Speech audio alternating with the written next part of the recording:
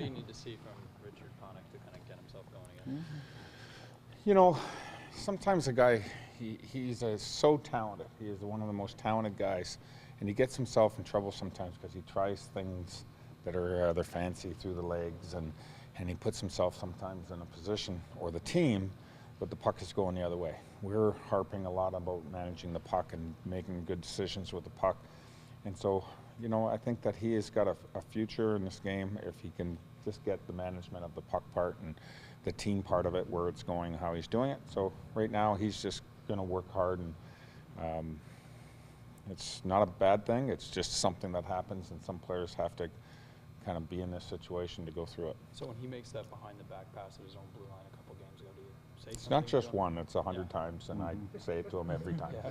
It's gone on for games, and other guys doing it too, and there's different ways to motivate certain guys to do it. Sometimes they miss a couple of shifts. Other guys might maybe not play. Other guys may, you know, you may put them down the line, or maybe they just get harped on. And the next day they all get video and they all get to see it. And so sometimes it's individual and sometimes it's team. You know, there's different ways that we get to each player or the team. And I think that he's got so much potential that we want to make sure that he gets it and moves on. So it's not a big negative thing. It's just something that I think for him to, I believe in him. Can you promote responsibility yet not stifle creativity along the way? That's it. I mean, he has that ability to do some pretty creative things because he has such a skill set that most players don't have. And he's strong, and he can skate, and he can shoot. I mean, I don't know what skill he doesn't have. And now we're just working on the one underneath the helmet.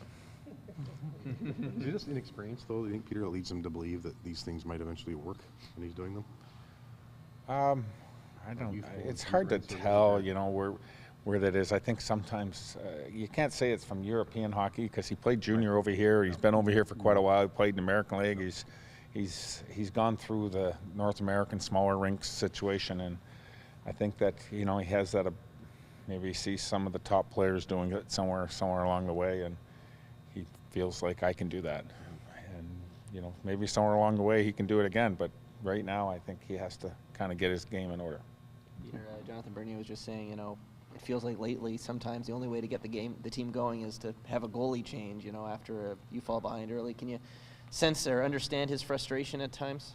Yeah, absolutely. I mean, Bernie's been one of those guys all year long that's been a leader, and he's been a good person in the locker room. He's in the leadership group. I mean, he's been a pretty solid guy, and you know, there's a lot of those goals. The team around him are the ones that I really, you know, you can't just change and sit 5 guys at one situation. So sometimes the goalie is changed, and it's harder. It's harder on them.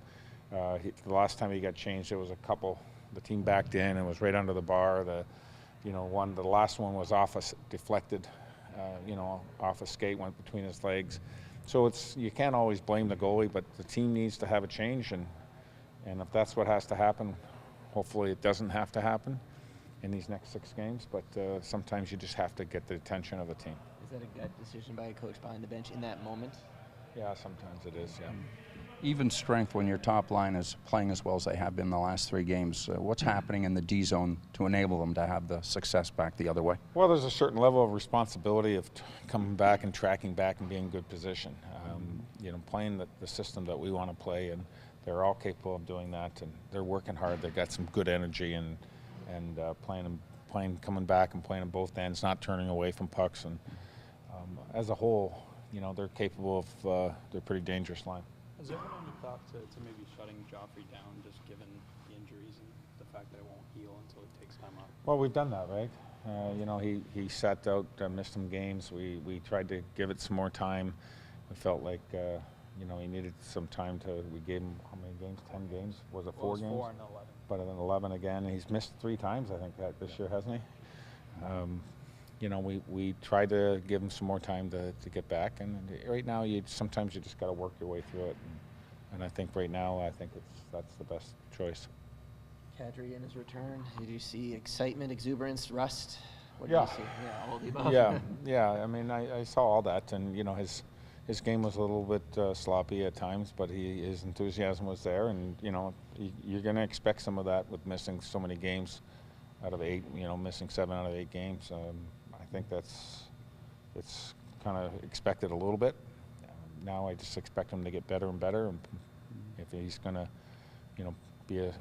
play against top lines on both ends of the rink, he's got to play in both ends of the rink. And I guess in that one shift in the third period, you get a sample size of what he can do. You remember the shift I'm talking about? Yeah, I mean, he's I like it when he's fired up, and I like it when he plays that way. I want him to play the same way when he doesn't have the puck.